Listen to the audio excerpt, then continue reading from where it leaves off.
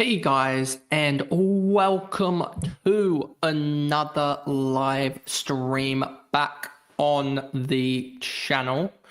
This time with a live stream for AFLW Fantasy. So this is working and it looks like we are live and good. So anyway, welcome back to another video on AFLW, and I thought I'd just sort of go through a little bit of the preseason news as we come out and sort of my thoughts around it, alongside also going through sort of the strategy a little bit. I know I did a defender video already, and I know that we've got more videos in the pipeline as well. We're going to run through all of the lines, so the defenders, midfielders, rucks, and the forwards. So we'll run through all of them, and then also we're just going to go through some of your thoughts and everything there. So anyway, let's jump into this as well. So let's jump over to, I believe it is that one there. So this is the current side. There's probably going to be a lot of changes in general, just because we hear a lot of news about injuries alongside many other things. So there will be a lot of changes, but the current side as it sits at the moment, and just off the top of my head, I think there's already some potential changes. Like the forward line itself could be completely different to what it probably looks like at the moment, just depending on what we hear out of pre-season. So anyway, I thought might as well start a little bit with some of the bookmarked tweets, I would say, from quite some good sources. So the first one is that we have shear and tipping out for the start of the season. If we go to shear and tipping, you will find that both of them, that's not, have I spelt it wrong or something? I have. And because I was like, they're both Geelong players. And as you see, they are both Geelong players. Shear out for the start of the season alongside Tipping. Tipping was the ruck that we really wanted from Geelong, because she was a rookie. I believe, is she the 191 centimeter, the ruckman? Could be. Don't know exactly. But yeah, it was one that could have potentially started in the ruck line for Geelong. So that is a big miss, and seems to happen every single year that Geelong have a player in the ruck line that looks set to be the really good like rookie option, and then suddenly they just go down with an injury, etc. I believe it was Pierce last year, if my memory serves me correct. And yes, Tipping is a former volleyballer standing at 190 centimeters. So she would have been so obvious, because if we remember, O'Dowd was doing this last year, and then the year before that, it was like the Fleur Davies. And if we go to O'Dowd GWS, I'm just looking it up on my phone to find her height, because she was 180 centimeters, and she was pretty good in terms of the ruck for a rookie ruck. So I could only imagine what a ruckman that's 10 centimeters taller was going to do to the competition. So that kind of sucks. But the ruck line will be interesting, and I do think we will get some really good rookie rucks this year, and that's the reason behind. At the moment, I've got 3 rucks in there, and we'll probably drop to the 2 rucks in the end once we get more of the sort of midfielders, etc., that come through. But I think the ruck line, you can go cheap this year, and I will probably go into a lot more detail when we go through the ruck line itself in a standalone video. So anyway, moving on to more news coming out. So we got that news there. Looking at this one here, you will find that there's been quite a lot of changes in terms of, and this is a really good article itself, just to sort of show you the where players have gone to, and all that, and why. And it really shows you, it gives you the best opportunity out of the rookies to really show you where the value is, I would say, because a lot of the time, except for major injuries, this is where the value is created, both from the standpoint of, say, in our heads at the moment. And this is one thing that I'm sort of debating on, what we've actually heard from the media. And one thing Ella Heads going creates a massive opportunity in both the Sydney defender line, but it also creates a massive opportunity for her to gain some more points because she was very much held back in terms of the in the Sydney side because she played on the wing for a couple games. Like, let's just quickly show you around with that one there with regards to Ella Heads. And I believe I can get this up for you guys here. Ella Heads here. And you'll see that she averaged 68 last year. 2 years ago, and averaged 60 this year. So, or in 2024, I should say. So, yeah, she definitely has viability, and it's basically all because of these 2 games here that if you take them out, it would be 53 taken out of her system, and that would get her, I believe, somewhere close to about 600 points or 610 points in a 9-game span, which is about an average of 68. And I believe it is 68.5 from memory, which she averaged 68 last 2 years ago when she was playing more of a distributor role. You can see it with her marks and her disposals. And I'm pretty sure it basically absolutely mirrors to a certain extent if you just remove those 2 games on the wing that she played, because I don't expect her to play on the wing at Port Adelaide. And Port Adelaide as well don't really have that distributor out of halfback. So that could actually really help her. And she may even go 70 even in the Port Adelaide system, which is quite geared to the midfielders scoring well. So that is Ella Heads. Puller coming to Sydney. I think she's going to play on a wing, and that's why I'm sort of confused about the McAvoy itself, because I think unless Zippy Fish plays in the back line, I think that her and Puller will be playing on the wings, which means that you don't really have another winger there, especially because they have an overload of midfielders. So I expect one of them to potentially spend some time on the wing, like Montana Ham, etc. So that means that there's no place for McAvoy there, and they don't really have a distributor off of halfback.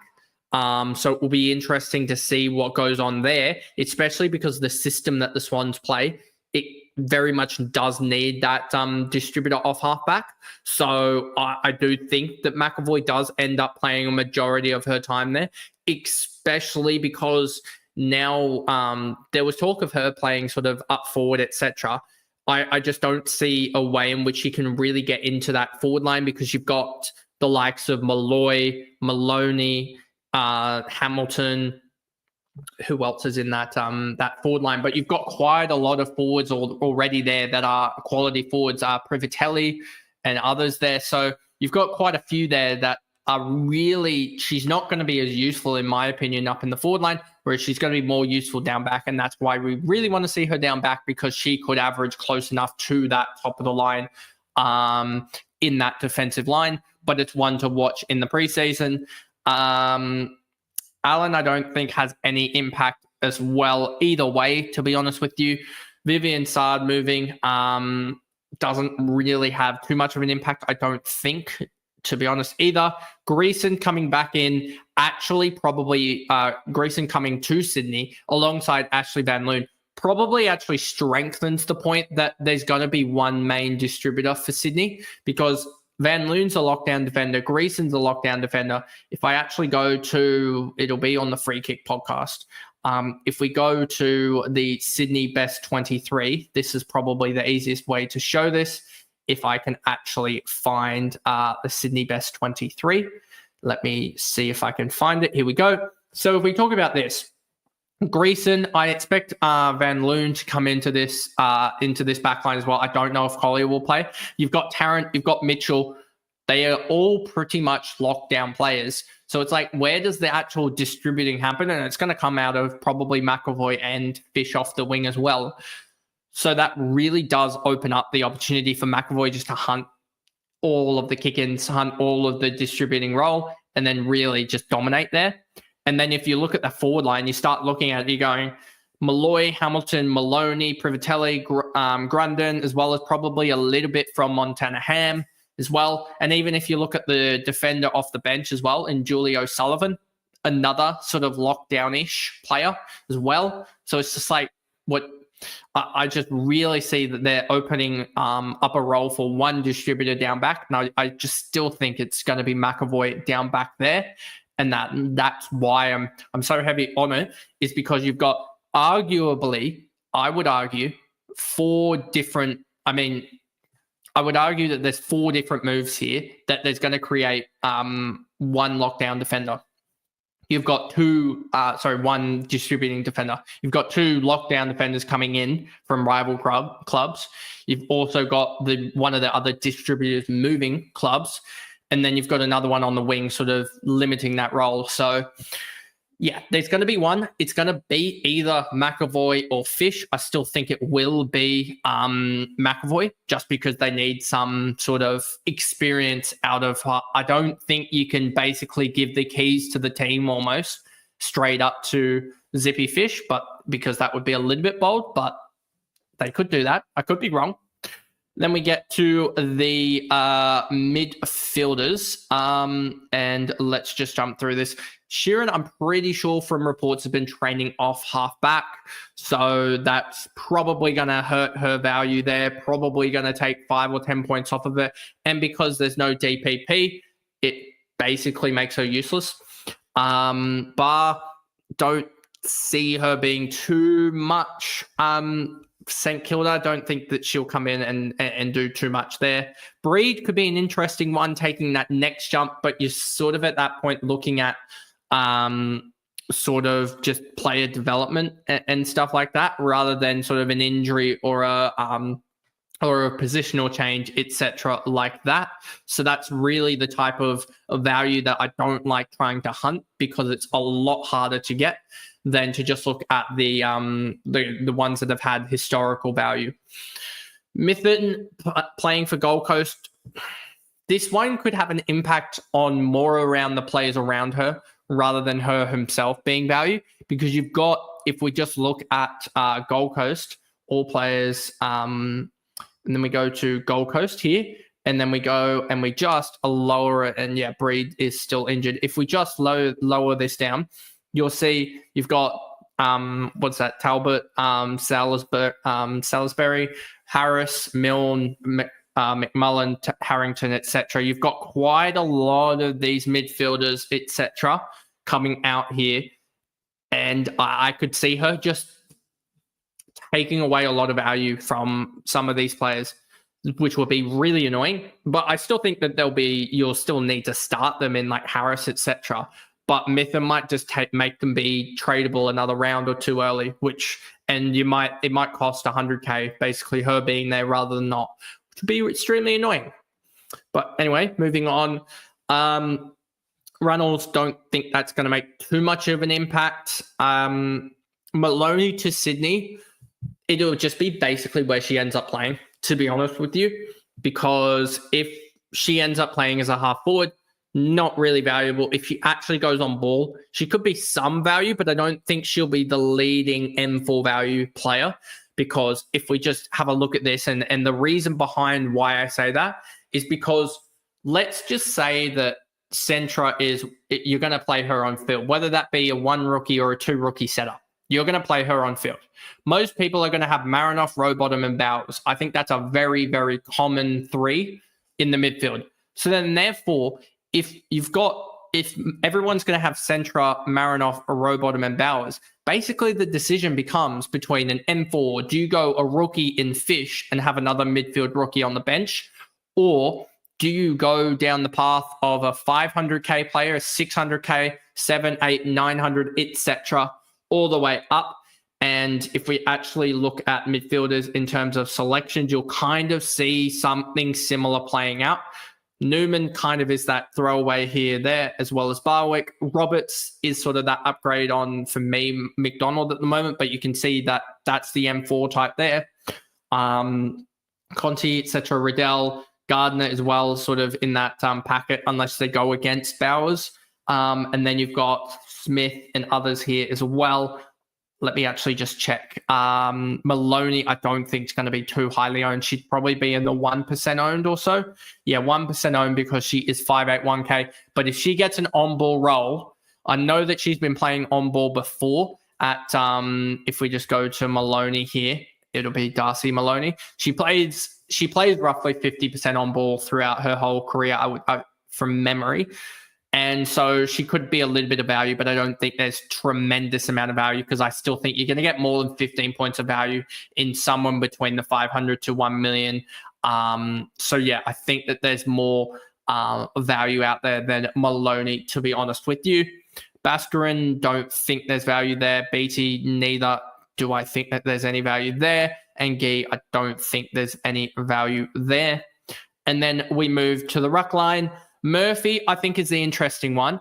And that's because if I remember correctly, and it might take me a second because I get the Wales sisters wrong all the time, but I'm just going to go to Essendon here and go to Stephanie Wales. And if I just go here and type in Stephanie Wales, I want to say she is injured with an ACL. I want to say, yeah, ruled out with an ACL for the remainder of the 2024 campaign. But that was in October.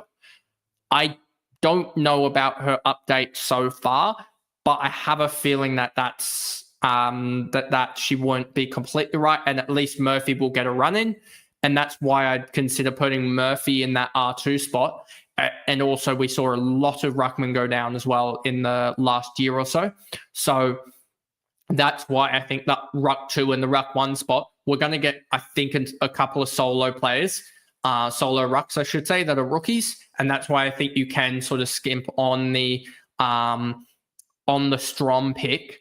And then there's other reasons behind the Strom pick, which I'll go into detail more with the solo video on the ruck line. But that's why I think that you can go down that rookie route and you're not really as sort of affected. And one of the points that I will say, because it kind of goes across both lines, is basically I think that there's more value there'll be more value in the R2 spot with an M4 that is sort of around that premium or low high-end mid-pricer, because that M6 spot, this spot here that currently has Zippy Fish, I don't see someone coming through that's alarm bells at the moment. There probably will be, but I don't think there's someone alarm bells at the moment. And then there's also, I have doubts about Mim Strom actually holding her price point, which I've told others, but I'll go into detail more later on about that. And then for the forward line, and this is one where I could tell you something about the forward line, and me and Corey do chat quite a lot about this. We say something about the forward line, and then about maybe 5 or 6 days later, or a couple of days later, something comes out and you go, well, that person's just completely struck off the list. Like, let's just take Hannah Ewings for the most part. I think she's still like 60% owned or something of that regard. If we just go to, it'll be Adelaide, she's 30% owned. Now, she would have been about 50% owned or so, 60% owned, I reckon, if it wasn't for the fact that they just said, I'm pretty sure they said, she's just going to play small forward. And everyone went, no, we don't want that. So then they went for other solutions of trying to find that sort of around about the same price bracket of Butler, etc. So the forward line, it's quite hard to find. We want those we want the midfielders. We want also players that are probably going to hold roughly the value that they're going to be for the premiums. You can probably suffer a little bit of a loss comparative to other lines because there's not as many premiums that score too well in the forward line because they are just midfielders or midfield classified, I should say. So yeah, you're kind of looking for that breakout player or two, that player that's traded clubs, etc., or gotten into that new role. Berylson's just a small forward, not going to help. Bohanna, I don't expect much. Hetherington, she's going to North Melbourne and therefore not going to score too well because they are so reliant on their, and rightfully so, out of their big midfielding scoring. Stevenson, don't think so, even though she's going to the Bulldogs. Bella Smith's a tall. Paige Scott, previously delisted, but small, medium-ish forward. Don't think there's any value there. Levy, no value there. I don't expect. Ewings, we already talked through. Amber Clark, I just don't see there being too much value there. And then Imogen Brown coming back to Sydney after not playing for the likes of Richmond. So yeah, obviously a lot of talk about Hannah Ewings, as she was the Rising Star winner from a couple of years ago. But I just don't see there being value there because, as it says here, and this is probably, I'm going to guess, the article that changed a lot of people's opinions on Hannah Ewings. You can see in this line here, Hannah Ewings, a former Rising Star winner, etc., is likely to roam off the half-forward line with the Crows with pinch hitting in the midfield. That just switched us all. That probably, I'm going to tell you in averages, that probably lowered her average by about 10 or 15 at least, just hearing that set of circumstances. So that's why everyone went, yeah, I think we can look for better value there, because she could still be, if we look at what she's priced at, she is priced here at 466K, which is about 36 flat, I want to say. She might go 50, but is she going to go, like looking at, let's just look at some other of the midfielders. Is she really going to go above, somewhere around the Grace Kelly or the Breed territory? Is she going to go above Breed, who, I know Breed's injured, etc., who was a full-time midfielder? Is Ewing's going to go above that? Because if she doesn't, then she's not really too much value, because you're going to get someone that's 100K cheaper than her probably, that could potentially just pop out 2 or 3 scores, etc., get you the cash and get you to the next one, etc. So I just don't know if there's value in Hannah Ewings as a half forward. So anyway, let's jump into some of these comments. I've let them build up over time. I know that they've been coming through, etc., but I let them build up a little bit. But anyway, not that one. We want to actually go to the comments here. Is it viable to play 2 mid rookies? That's one that could probably almost have its own video itself. I feel like I've definitely toyed with the 2 rookie setup initially, and I'm gonna let's play out what I've sort of been thinking about with the 2 rookie setup. I'm probably going to have to remove Butler for this. So if we go Zippy Fish and let's just add, say, a Rashid, I think, Indy Rashid, yep. And then this basically means that it would, I think, would have to be Goldsworthy that you'd have to pick, because there's not much more I can actually pick here, and I don't want to pick the sort of 1 million girls out of Gay and Lucas Rod. And I'm thinking about this, and I'm going, Goldsworthy is going to sort of play a similar-ish role to the likes of Ewings. She's going to score more than Ewings because she's a better player. But I'm thinking that, and I'm just thinking that's probably going to drop more value there, Goldsworthy, and I can pick her up cheaper, is my thought process around that. That she's priced at 77, she's probably going to go 70 or 65, and you get her for 900K rather than the 1 million flat. So that's why I've sort of toyed with the more, the M4 being a more mid-pricer or high-end mid-pricer. And the other reason with that M4 being a mid-pricer, and this is something that is probably going to be a standalone video, is just flexibility. Something you want, because of the price movements in AFLW Fantasy, one thing you want is flexibility. That is the main thing you want. You want it because, and I'll say this as well, you don't want, and I've seen teams about it, you don't want the likes of a Bacon on field, etc., and then another rookie here that don't score. They may be out of the team. You would have seen, if you were following along last year, or 2 years ago, I got stuck with McDonald in defense, and I just was not making any cash. And it was sort of just like, you're stuck, you can't do anything. So the reason why I say you want to probably keep your midfield a little bit more open in terms of the staircase down. Like if we think Marinoff's at the top and the rookies are at the bottom, you don't want to leave this gaping hole of almost $1 million between M4 and M3, because it can get very, very tough to upgrade. And I was just almost thinking about it mathematically speaking, trying to upgrade. It's like you've got, let's just look at the top, if we get rid of the Crows here, the top midfielders by average. let's go midfielders here. You'll see most of them are, we're going to say you want top 7, top 8. Most of them are 1.25 or above million, and they may drop us a little bit by the time that you grab them. So you might only need 1.1. Now, if you think about that, 1.25 million, the rookies are at least 300K. That means that it's at least 1.8 million that you need, 1.85 million you need. You're probably going to want rookies after a game that they played, which probably, if we look at most players, they gain, if they have a decent enough game that you actually want them, they'll probably be 370, 380K. So let's do that. So let's add 750K plus the 1.25 million that you want. That suddenly you need, because we have triple trades, you need 2 million across 3 rookies, basically to upgrade someone, at M4 and M5.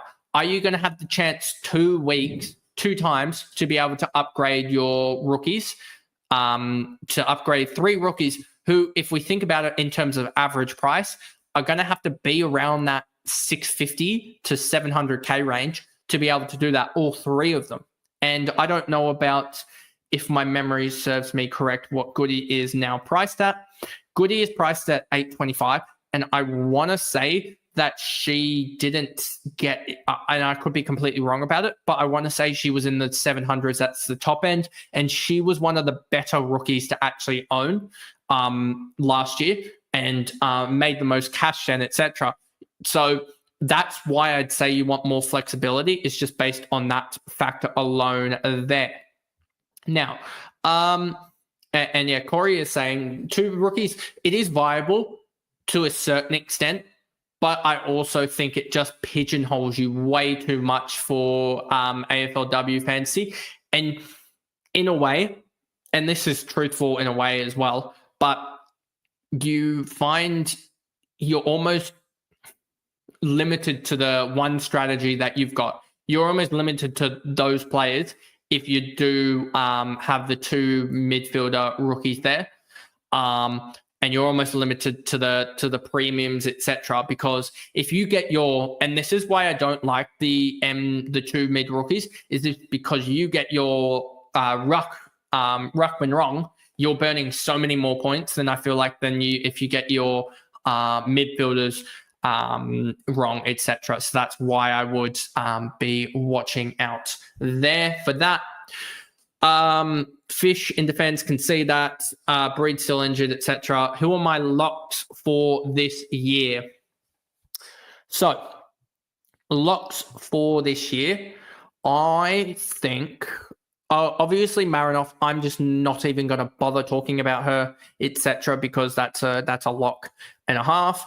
I think Rowbottom has a really good start to the draw, etc. I think she's a lock in most teams. I'd say Too Good is so obvious in the forward line that she's a lock there. And I'd say in the back line, Heads is probably the lock there for me, just because she presents at least 8 points of value, if not more points, just because she had that swap of clubs. But there's definitely a lot of players in the back line that present a lot more value there. Now, and Corey, again, like we talk way too much almost, Corey, but as you see there, Wales did her ACL in like the last 3 weeks of the year, so she's not going to be back anytime soon. It doesn't feel like. Another question here. What do you think of Georgie Patriarchs, I think, at 690K as a cheap mid? Can't wait for the practice matches again. I'm going to have to look at that more in detail, but post the stream. But if we just go here and type this in here to actually, I'm going to have to, it's going to be different, isn't it? Patricus, here we go. Let's just look at her. I'm going to have to look at the CBAs weren't there then. That's an interesting one. And she's still at St Kilda, isn't she? Let's just double check this for you guys. 24 years old. Could she see? You make a really good point here. This is the type of player that could pop. And you almost set up my analogy really well about having flexibility, because if I just go here and just go back to McDonald, who I had, McDonald is 250K more expensive than the likes of Patrice. Now, if you think about that, Patrice, if she fires for a week or two, I'll still be able to grab her off of the likes of McDonald, who might not fire, etc. Whereas if you go and you do that dual rookie mids, then you can't really move and get onto the mid pricer that's going to fire. So yeah, that's the reason why I'd say against the two rookie mids, is because we saw it last year with McCarthy, and a lot of us had the two rookie mids, and we couldn't basically get McCarthy because we were so strapped into our structure that she basically just won everyone almost the game if they had her, because that was a bad miss. And that's why I don't want to go down the same path. And that's why I'm an advocate for massive amount of flexibility. Like you'll see, and anyone who watched my backline video about it, the defenders, would have seen my thoughts around the defenders. And I do hear comments and see them below about the rookies coming through, etc. I just don't think there'll be too much value in the rookies coming through. But so it'll be interesting with regards to the defenders and the rookie line in the defender line. But like we said with Beatty, I believe it was, if we go here, she's now a midfielder, but she averaged 29. She was one of the hyped up mid rookies, and she basically got to about 370K or so. So there isn't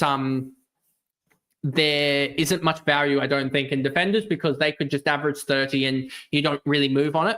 Whereas they don't really move up in price, maybe get to 400K. Whereas I think the rookies are so much more valuable in AFLW Fantasy in the midfield line, and then also in the ruck line comparative to all other lines.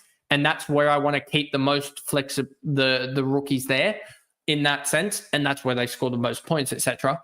But I want to go mid prices elsewhere, etc. But I'm also cognizant of the fact that you need the ability to upgrade, which you need through that M4. And that's why I'm an advocate for the M4 being a mid pricer, sort of in that 700 to 900K range, which I have looked at sort of that 1100, 1.1 mil range, but there isn't really much there, to be honest with you. So moving on, Kennedy and Brown for practice matches. Kennedy, I believe, as Corey says here, is currently on the inactive list, so isn't playing this year. That means one less defender, as we say, and that defender line, rookie line, suddenly becomes a lot thinner, I would say, is a way to put it. I know that a lot of people, and anyone that watched the defender video would have known my sort of not distrust, dislike, I think is probably the right way to put it, for the Schultz selection, because she basically, if we go to Poppy Schultz, I believe, let me just grab this up here. If we go to Rookie Me for Poppy Schultz, and I'm pretty sure I showed this as well on the video, but I might as well show it on the live.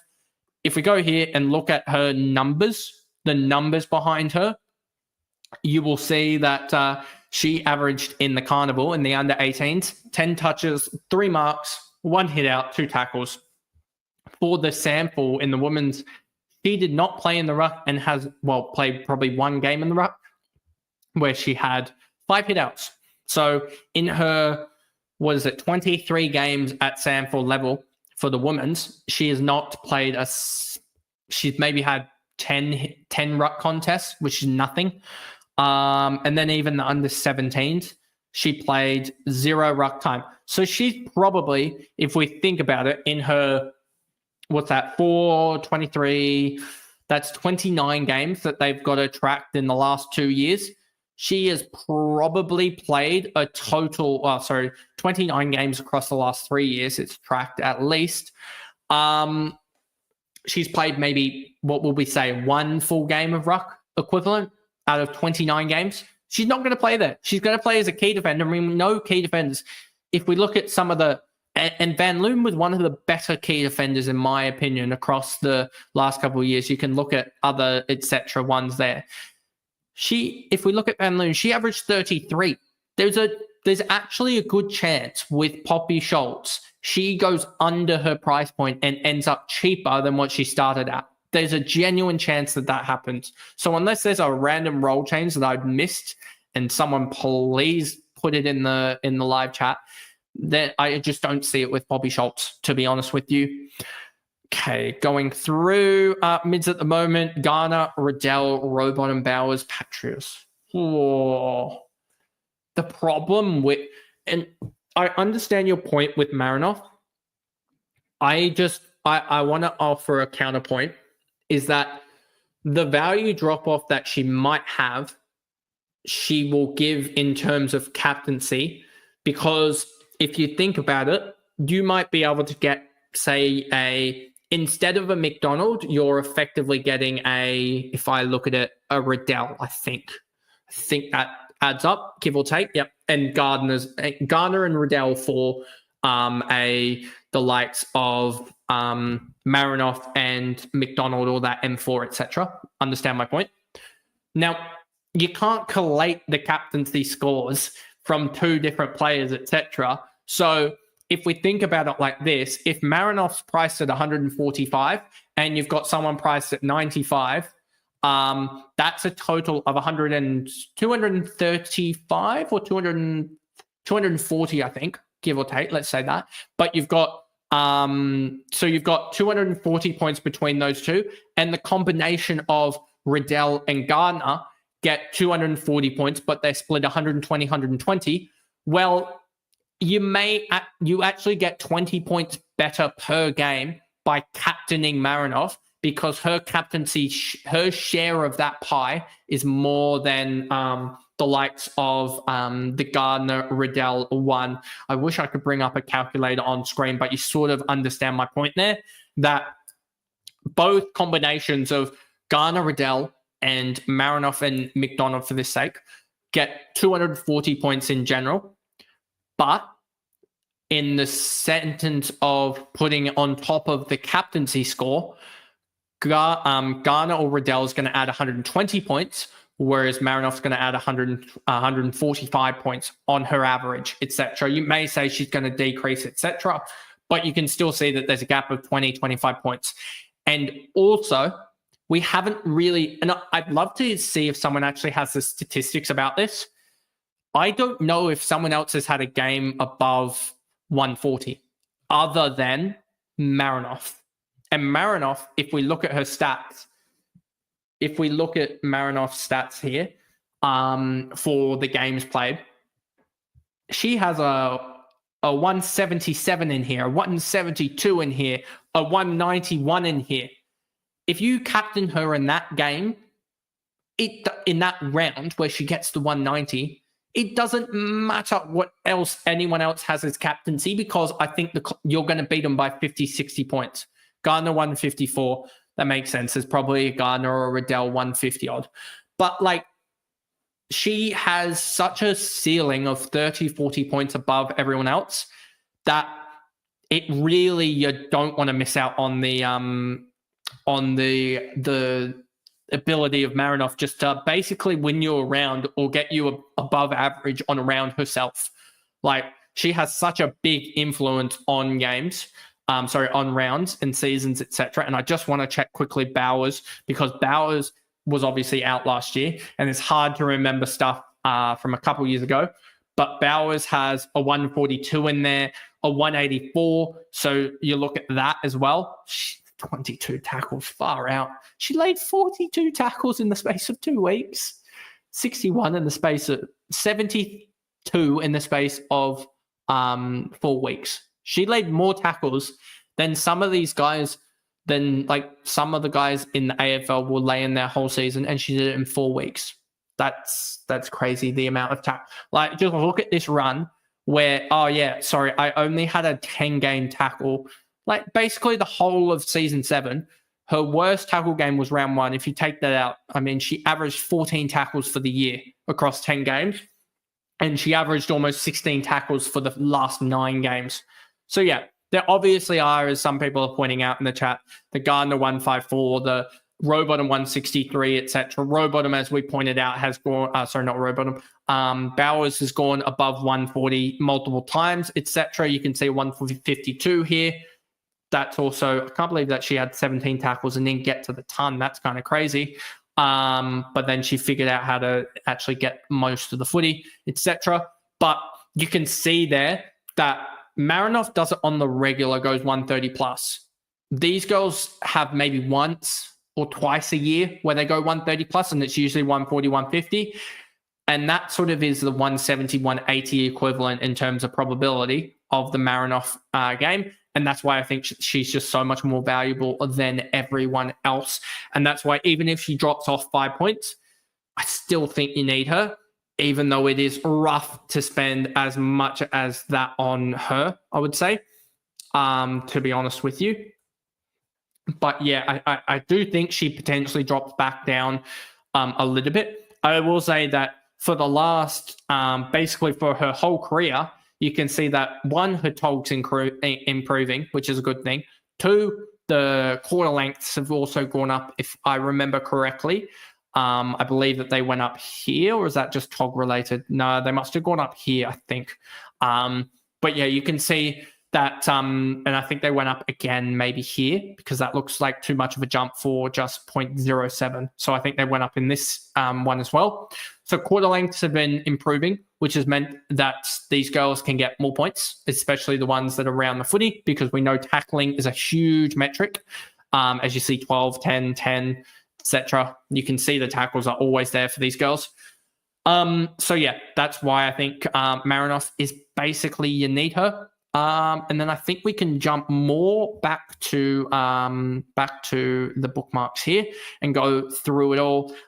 Geelong, there has been rumors recently, from what I've seen, of a potential of the likes of a Pressparkers to go into the backline, which, if she does go into the backline, that kind of makes her not useless, but semi-useless to a certain extent, which because there, and this is something that you'll find out if you're playing AFLW Fantasy for the first time, is that there's no DPP, first up. Secondly, the midfielders score so much of a predominance of the points that it isn't even crazy. It is like the top of the line midfielder could have a game where there's honestly a chance in this year, if Marinoff got, and I think this would have happened, Marinoff as a midfielder doubled the score of the highest backline score, or it probably didn't happen in the forward line because there was a midfielder. I'm also thinking that Sheeran could have also played pretty well in those etc. weeks, because she was also a defender last year. But there are chances that the midfielders scored double the amount of points as defenders, basically across the line, across the lines, and the different I guess positions, M1 corresponding to D1, etc., and M5 to D5, etc. So therefore, you want the midfielders, and Georgie Pressparkers going to halfback would not help at all. That would not help at all, and that's why we don't really want that. And that's why I have changed slightly to an Amy McDonald, because the value is there with her. If we go to an Amy McDonald, there is some injury value there with her. If I just go through to Amy McDonald here, you can see the drop off there. If you actually take out her injury game, she goes, I think, an 84 or something this last year. Let's actually just do that quickly. So 7 times 72.6, I believe, is around about, let me just quietly double check that. 7 times 72.6 is 508. Now, 508, we remove these two games because they were injury related. So 508 minus the 102 is 406, and 406 divided by 5 is the 81.2. Now, 81.2, that's a lot better. That's already 8.5 points of value. If we are hearing what we're hearing, that potentially Pressparkers is going out of the midfield, one thing that I think could massively happen And if we look at this side by, I'm actually going to duplicate this so that you can see it, because I think off the top of my head, this analysis will work. Prasparkas, look at the touches. Look at the touches here. She actually had if we go through 89 and 96, 92, 90.5, they almost seem to be taking points off each other. So I'm really intrigued to watch what happens with Georgie Prasparkas, because either she's going to be value in the midfield or she's going to present value in the midfield for others because she vacates that midfield role. So that'll be a big watch, especially because not only could you have another Geelong player by the name of McDonald, is Abby McDonald, not Amy, Abby. And I'm pretty sure she was, if I actually go to here and go, is this going to work? Abby McDonald, I might have spelt it wrong, but I'm hoping I spelt it right, because if my memory serves me correct, Calder Cannon, small utility, etc. I believe she found a home in defense. Okay. But throughout her junior career, showed her wares as a midfielder. She could be a defender, and I could be completely wrong about this. But if she is a midfielder, I believe she's basement price, or near enough around basement price that, if we just go to McDonald here, she is, where is she? Or did she get delisted? She might have even got delisted. That's how well I've kept track there. She probably did. Let's actually check that for you guys, because Abby McDonald, Geelong Cats. Let's just check. Bracing VFL. What happened? AFL list changes. They are not offered a contract. Well, that kind of goes out the window there. I thought and how much I've been keeping up with all the other contracts. And I haven't done, because it's a lot harder, I feel like, with the women's compared to the men's. Maybe that's just my ignorance and stuff. But I find it a lot harder to keep up with the women's, etc., which is something I'm trying to get better at. As you can probably tell, I'm still a little bit shaky, but it is what it is. But yeah, so the Geelong midfield is something to watch. It's something to watch because there's going to be opportunities there. I did look at Nina Morrison, but I just worry that she's just going to go around that 95, not really be damaging to the top of the line midfielders, but not really be growing in cash generation or anything. So sort of just stagnating, I think, would be the best point there. So that's why I wouldn't be looking at her. And we go down here. There was a massive article about it as well there. Need to go through all the info after this live stream for that. So you'll probably see sort of my thoughts next week about that article there. Then you've got Vesio in defense, could be an interesting one. I'd need to look more at the games that she played. If we just go to Darcy Vesio, there we go, because I believe she played on the wing last year. But you can kind of see it's really hard to sort of just say confidently, looking at the stats here, looking at the fantasy points per game, 36, 46, 41, 39, 51, 45, etc. She's had one game, 1 year above 50. Like, it's really hard to justify her, even with the potential for a role change. You can kind of see that she was certainly not playing in defense last year, a 19 there. So, yeah, you can kind of see it. And if you look here as well, this is playing out of defense. Is she playing on midfield in the VFLW? Doesn't look like it. I would say that that's playing out of defense still with 3 clearances as a midfielder in the VFLW. Doesn't sound right. So that's playing out of defense there. And that's her average there. So I definitely one that keep an eye out for that F5 role. Maybe even the F4, depending on some things. But yeah, definitely one to keep an eye out for, because her and Butler are definitely ones alongside the likes of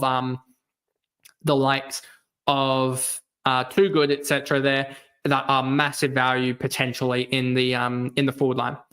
But yeah, just hard to see 19, 21, etc. and go, yeah, she's going to do well. But you can see here that she basically didn't have, as you see here, no kick-ins, and we expect her to play have kick-ins. And Corey can probably drop it in the chat who there's one of the defenders from Carlton that's not playing this year because I believe she's expecting a child.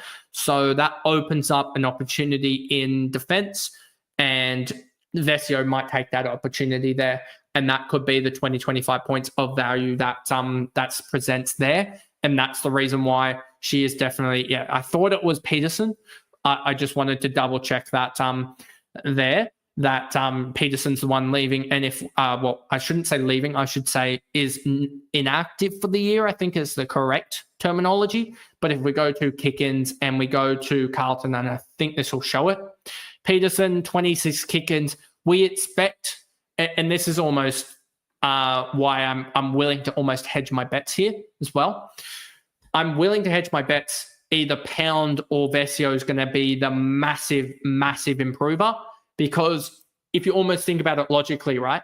Either Pound's going to become a solo kick-in player and she picks up, across 10 games, another 2.5 to 3 kicks per game, which is another 10 points of value. Or Vesio comes into that defender line, takes the kick-ins there. Gabby Pound sort of just maybe gets another 5 points of general scoring, etc. And I think Gabby Pound also had an injury, but gets that 5 points of upside. You upgrade her, and Vesio is the forward keeper or massive value in the forward line.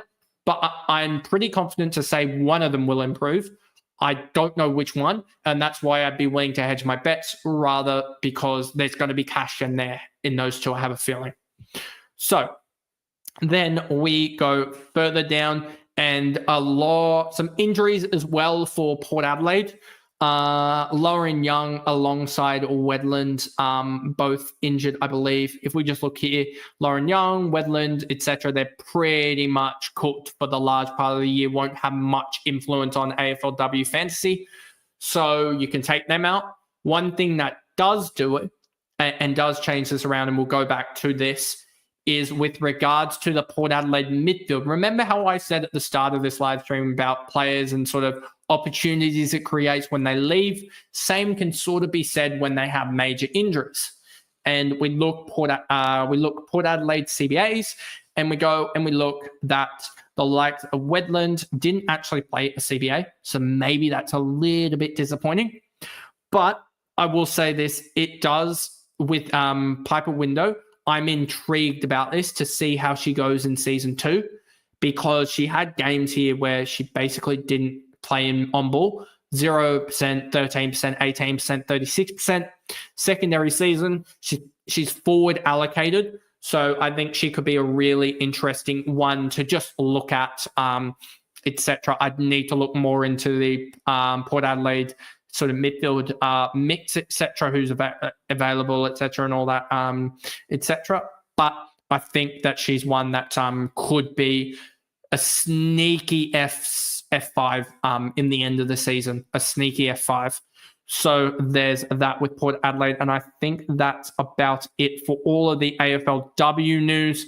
Vesio could be a 60 average player. I wouldn't say 60, as that would take quite a leap. But I do think she could be a 55. I think she could easily get her career high. And 55 is massive value in the forward line, like just being able to get away from these, like we said with the back line, how bad the sort of 300Ks are. The forward line's a lot worse. So let's actually, one comparable player to it is Huntington. Huntington went 48 last year. She was someone that I think a lot of people, if we just go to Huntington here, I think 57, when I'm pretty sure this was playing in defense, 4.8 mark. That's a defender. On percent CBAs, 48 points. I don't know if she had an injury in any of these games, but you can see the up-down nature of the likes of Huntington, and you wouldn't believe, I'm pretty confident to say that 95 had her on the bench, annoyingly. But you can kind of see that that's probably something Vesio could be, roughly, is that sort of 50 or so, 55. I don't know if she'll push 60 just because that kind of needs the solo kick and roll type of player, a high marking system type of player. And I don't know if she necessarily has that, even though Huntington took no kick in. So maybe if you add 2.5 kick ins per game, then you add the sort of 7 points there. That gets you up to the 55 marker. I don't think she'll push 60 though. I will be pleasantly surprised if she pushes 60 because she's a very good chance of being my F5 at the current point. So anyway, I kind of wanted to keep this towards the hour marker, and I do realize that I've got like one more question here. Could Taylor Harris get back to a 70s in the Melbourne forward line? Now, she was one that I created a sort of value-weighted index, and she was one that flashed up as a really high-value player. And I was kind of confused. Very, very much confused. Obviously, I probably had the value slightly wrong of what she would be because only one game, etc., which was probably a bad sort of failure on my part. I think 5 games grants you the average from that season. Anything less and you get the highest of the last 2 years. So that meant that she's now priced at 48. If she was priced basement, this would be a lot more valuable, but I'm pretty sure she's priced slightly less than 48. I want to say it's probably about 44, 45. Let's go to, I didn't click it. There we go. Let's go back to Harris. 583K and 583K. Do I have someone around that point in value? 583K is probably going to be in around that. Is that around that 50 marker itself? 583K. It's going to be, I think, 45 or so. Let's actually just go through and the 500 to 580K. It's going to be around about that 45, 44. So yeah, that's I wouldn't be taking the risk at that point for a non-reliable position. It's a really, she would have to play a really good season to get back to, and her highest is a 61. So yeah, I just don't think she can in that Melbourne forward line. And then a couple last points here. I did see that Berry and Pritchard were out for the season. Whitfield and DuPuy raced to fit for round 1, and then Katie Lynch has an Achilles injury still. That opens up the Western Bulldogs midfield. If we go through the Western Bulldogs midfield, we're looking at Pritchard, who played 87% midfield, gone for the start of the year. Lynch as well. Dina Berry, 53%. So one absolutely sneaky one is Brooke Barwick. I'm pretty sure she's min price. Let's actually just open up her statistics. I'm pretty sure she's one that I've potentially looked at. But you can see Tog 57%. When she actually gets time on ground, I'm pretty sure she does really does all right. But yeah, just one that I could see taking that potentially that next step and being a rookie that if she gets the midfield role alongside some pretty good Tog, she'll be there. Any others that I see really taking that next step? Barwick's 300K mid. I don't really see it. So potentially their draftees could be the ones that you look at here. If we just go to midfielders from the Western Bulldogs here and look at it here, you can kind of see that Brooke Barwick, and I'm starting to see the reason why she was priced at that. If we go to Brooke Barwick and we go here quickly, Brooke Barwick, AFLW. Barwick, I want her rookie me stats. I want what she scored in her under 18s. She played for the Allies, had 14 touches, no marks, 2.5 tackles in 2 games. And then for Tassie, averaged 15 touches, 1 mark, 6 tackles. I could see that. And then as Corey said as well, Carruthers and these sort of 800K mids could be interesting. Could you also see, and I hate to put it this way because I had her last year until she was injured, mostly because of the early double, which is not present this year. Could we see a return for Ellie Blackburn? She's going to be priced, I want to say, at around that 95, which is going to be annoying and probably a no-go. But could she take that next step and really lead the Western Bulldogs midfield? Could be interesting. And then last point here, Darcy Roll for Gold Coast. That'll be an interesting watch in preseason. And this is why I'm so ready and waiting for the season to start up. Let's just quickly look at the defenders for the likes of the Gold Coast Suns. Darcy out for the year. Let's get rid of these midfielders to help out. McLaughlin could be one that takes it. I don't expect it, though, at 32. I think that they'll blood someone younger there. McMullen as a rookie, that could be potentially, but I don't see it yet. Clayton could do it. Gavan could do it as well. It'll be interesting. Talk of Talbot. Let me go through that there. Talbot, yeah, that could do it. I could see that. So yeah, that's a role I would watch, because if someone's in that role, they could go plus 20 easily. So it would suck if it's Talbot and not a rookie defender, I would say, but it is what it is. And then just joined, etc. You will be able to watch it back, I think, very quickly post the stream ending, which will end in a little bit. Spoken about it already. Just wondering your thoughts about not starting Strum. I know the price aside, just wanted your opinion on why not starting. I do go into detail about this. I want to say around the 10 to 20 minute marker of this, maybe a little bit earlier. So just watch out very early on in the stream about it. And I will go more into detail about it in the ruck strategy video that I will be doing.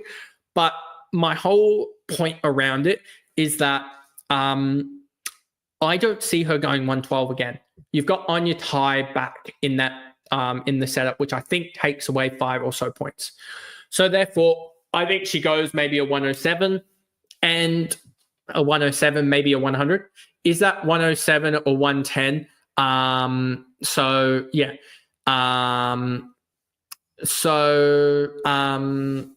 It'll be interesting with her, and it could be one that I flip back on. But I just see her potentially being a 100 type of scorer. And if she's a 100 type of scorer, she isn't really useful for captaincy. So therefore, if she's a 100 scorer, then or 100 average, I should say, then she isn't useful for captaincy. She's bleeding money alongside the options that you might have been able to. The opportunity cost, I think, is the right word or words for her, making money. So are closing that gap. And also, you've got potentially, instead of a rookie M4, you've got the flexibility, which I've said as well early on in the stream. You'll hear me say it about 10 times. You'll get the flexibility to be able to pick the breakout star, the mid-pricer in the midfield that goes off, like the McCarthy last year. A lot of us had dual rookie mids last year, and it stuffed us over because we couldn't get to McCarthy. Even though we did have quite a good rookie midfield crop last year, which isn't so much the case this year. It just meant that you missed out on the likes of McCarthy, and McCarthy went large. I think she's the 5th or 6th highest average player in the game or something of that regard. She's well up there in terms of average. So let's just go to average. As you see, McCarthy, the 5th highest there. Is that? No, 6th highest there. And a lot of people missed out on her. And if we go to McCarthy quickly here before we end this off, it was Ainsley McCarthy, and you see she averaged 68 the previous year and went plus 32. That's how dangerous it was. But anyway, I think that's a good place to finish off the stream there. Thank you all for hanging around, or a large part of you for hanging around for a majority of, if not all of this stream. Especially a lot of you that put in the comments and got a lot of questions answered, I would say, or sort of probed into the reasoning behind a lot of sort of my decision making, my strategy, etc. You'll be seeing more videos around strategy for each lines, alongside potentially we'll see other videos, etc. Hopefully in the coming weeks, because this will become more of a regular thing on the Wednesday nights. Hopefully we'll be able to have some others on that can help me explain things better. But anyway, we'll see about that in the future. And I will see you guys, I think, tomorrow for some men's content videos. So I'll see you guys there.